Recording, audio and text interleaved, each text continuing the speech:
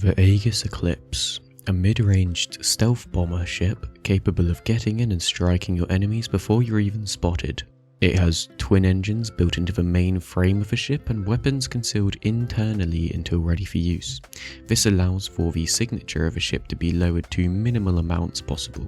The total cargo space this ship has is 0 SCU, which while sounds disappointing, it would make it less effective at its job, adding to the weight and the size of the ship. It has wings which are adaptable to the situation, folding in to make a smaller ship and out to make for greater aerodynamics under gravity.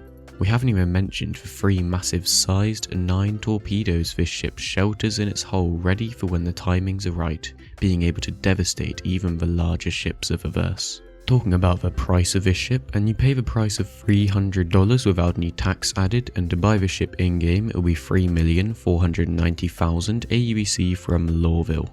Talking about the quantum drive of this ship, and it is quite decent, allowing you to go from ArcCorp to Microtech in one trip with a little bit left over to travel to a moon, so to say, just in case you want to travel to a different location for your bounty or whatever you're trying to do. Now I'm on a goal of trying to get to 1k subscribers, so anyone who does this helps me out a lot, thank you.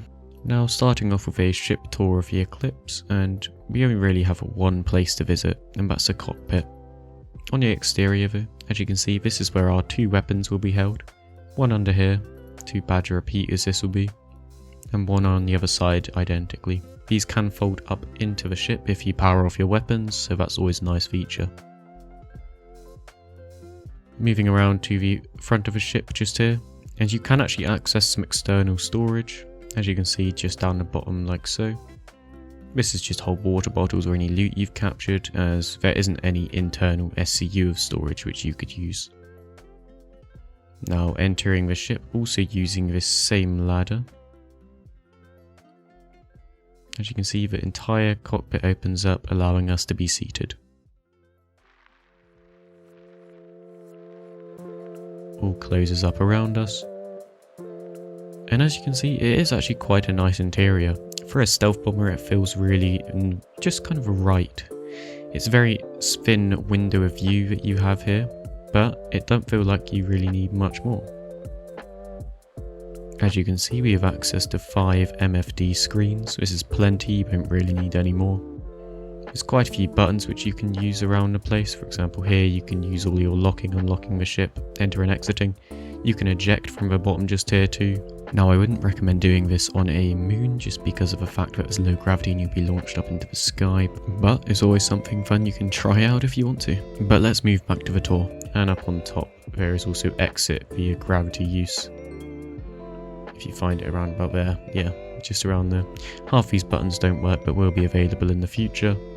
This is all you get though. This is your entire cockpit. This is all you'll be viewing in the ship for however long you're using it for. That's it for the ship tour though.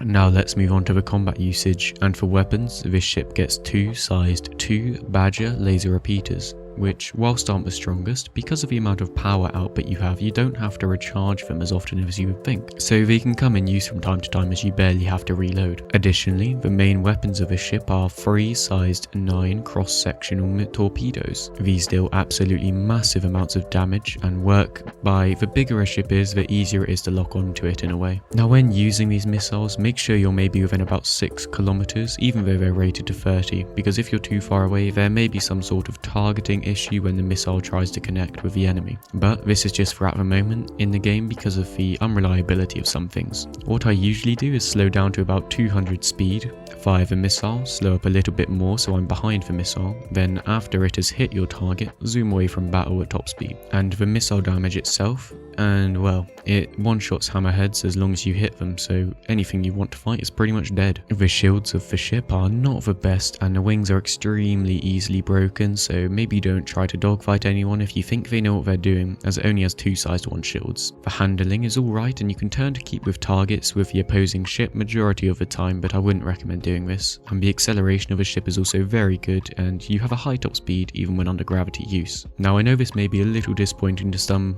but there still isn't any stealth mode as of yet, but this is what it's meant to look like when it's released. So overall, the combat usage is really good for grinding higher level targets, maybe ERTs, so maybe if you want to just hold hold out until you have those unlocked then buy the ship. Now it's time for a personal review slash overview, and personally what I like about this ship is the stealth bomber look of it. Even though it can only carry 3 torpedoes compared to the Retaliator's 9, I would actually take this some days over the Retaliator just because of its looks, speed and personal enjoyment. It is a little disappointing that the stealth mode is not in the game yet, but it's still fun without it. I know some people dislike the interior view with the small window of viewing, but I actually quite like this view as it gives me a real stealth mode vibe, being under the radar and invisible, even though it's not really like this in game sometimes. Now the price of it for in real life money is a little steep for what it is, but it's very enjoyable to use in game.